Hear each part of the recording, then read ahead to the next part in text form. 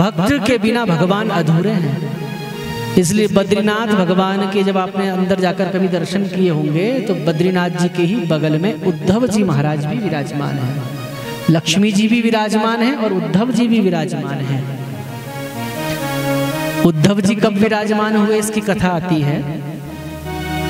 भगवान श्री कृष्ण जब अपना स्वधाम गमन किए, भगवान श्री कृष्ण का जब वो जो शरीर था दिव्य तेज के रूप में प्रकट हुआ, स्वकीयम यद भवेत् तेजस्तच्च भागवते दधात, भगवान का वो दिव्य तेज तो भागवत में समाहित हो गया। तो भगवान स्वधाम गमन करते उससे पूर्व कुछ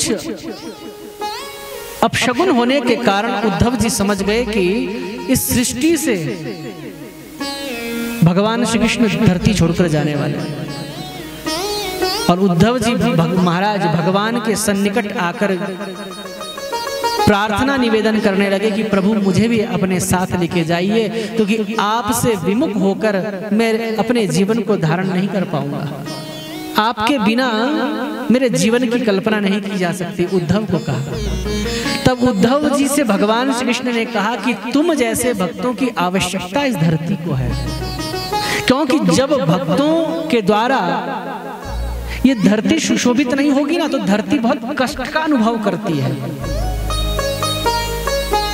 इसलिए धरती धारण होती ही है भक्तों के जप तप के प्रभाव से। आप जो जप तप कर रहे हैं ना कहीं धरती को धारण करने की क्षमता भी आपका जप तप प्रदान करता है।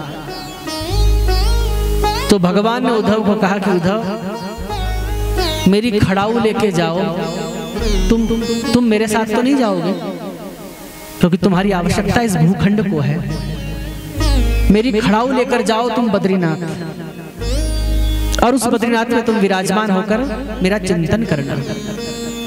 अंतिम समय में मैंने तुमको जो दिव्य ज्ञान प्रदान किया है ना उसका स्मरण करना।